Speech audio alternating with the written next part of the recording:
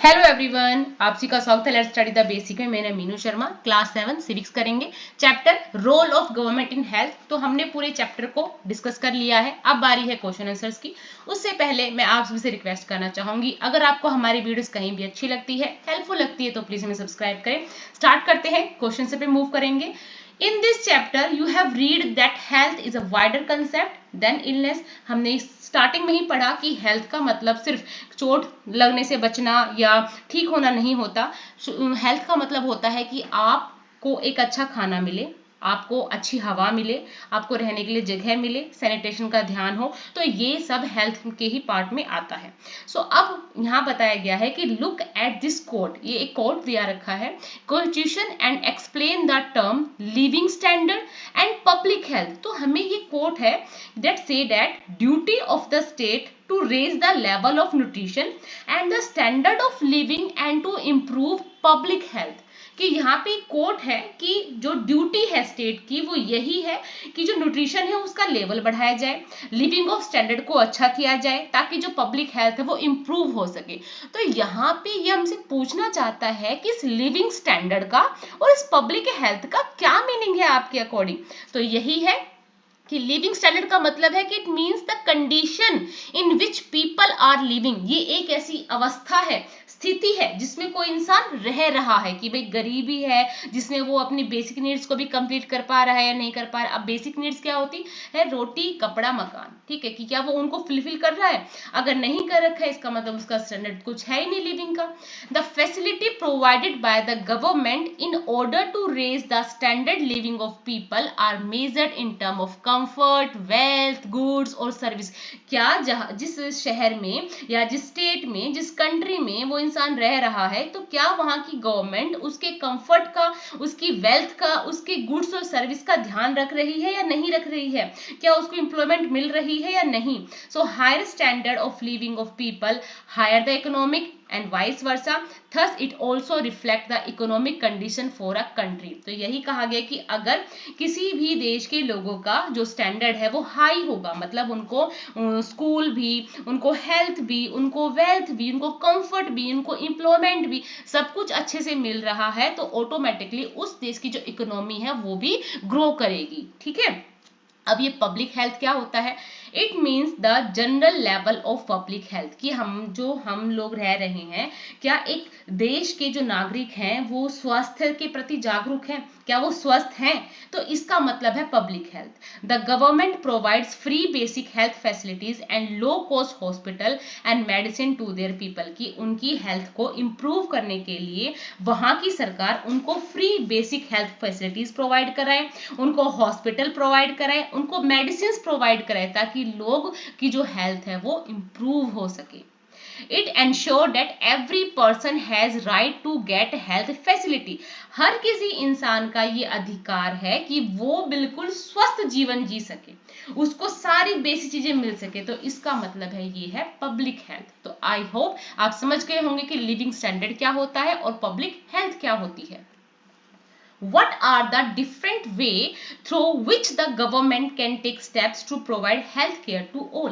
सरकार ऐसे कौन कौन से रास्ते अपना सकती है जिससे उस देश के नागरिक एक अच्छा हेल्थ केयर उनको प्रोवाइड हो सके। तो सरकार बहुत सारे स्टेप्स ले सकती है, बहुत सारे हॉस्पिटल खुलवा सकती है, हेल्थ केयर सेंटर खुलवा सकती है, फैमिली वेलफेयर सेंटर खुलवा सकती है, फ्री कैंप को ऑर्गेनाइज करवा सकती है, प्लस पोलियो कैंपेन ऑर्गेनाइज कर सकती है, और वर्कशॉप, सेमिनार, ट्रेनिंग कैंप्स के थ्रू लोगों को अवेयर कर सकती है। तो ऐसे बहुत सारे स्टेप्स है जिसके थ्रू गवर्नमेंट अपने देश के लोगों को एक अच्छा हेल्थ केयर प्रोवाइड करा सकती है। जब आप अपने नोटबुक में लिखेंगे इसी प्रकार लिखिएगा, the government can take steps to provide healthcare for all by increasing the number of hospitals, healthcare centers, family welfare centers, organize free camps for the checkup for the general public, organizing plus polio campaign। आपने देखा होगा आंगनबाड़ी की जो औरतें हैं या जो workers हैं काम करते हैं, वो लोग घर घर आके 5 साल से कम उम्र के बच्चों को प्लस पोलियो की दवाई दिलाते हैं, पिलाते हैं, बल्कि उनको बोलते भी हैं कि अगर कोई और है तो उसको भी आप एनकरेज करो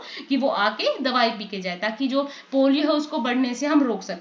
Spreading health awareness among common people through different means, workshop, seminar, training camps can also prove to be effective ways, कि हम वर्कशॉप्स क्रिएट कर सकते हैं, सेमिनार ऑर्गेनाइज कर सकते हैं, ट्रेनिंग कैंप दे सकते हैं, ताकि लोग अवेयर हो कि किसी बीमारी को बढ़ने से हम कैसे रोक सकते हैं। अब कोविड आया, अगर हमारे पास सरकार अवेयरनेस नहीं बताती तो क्या हमें पता चलता कि भाई सैनिटाइजर का कितना अच्छा यूज कर सकते हैं, हम दूरी बना सकते हैं। तो यही चीजें हैं जो गवर्नमेंट बहुत सारे स्टेप्स लेती है ताकि लोग खुद से भी बीमारी से बचे रह सके।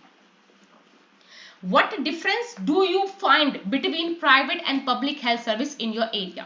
अब हमने इस चैप्टर को अच्छे से डिस्कस किया, उसमें देखा एक प्राइवेट सेक्टर है, एक पब्लिक हेल्थ सर्विस है। अब ये दोनों सेम फैसिलिटी प्रोवाइड करा रही है, बट इनका जो कॉस्ट ऑफ सर्विस है, ये अवेलेबिलिटी है, वो अलग अलग है। मेरे अकॉर्डिंग तो यही है, जो प्राइवेट सेक्टर है थोड़ा सा हाई है और बहुत एक्सपेंसिव है।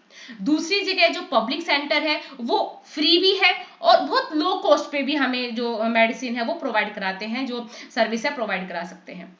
अब जो प्राइवेट सेक्टर है वो हर जगह अवेलेबल है बट बहुत हाई कॉस्ट है।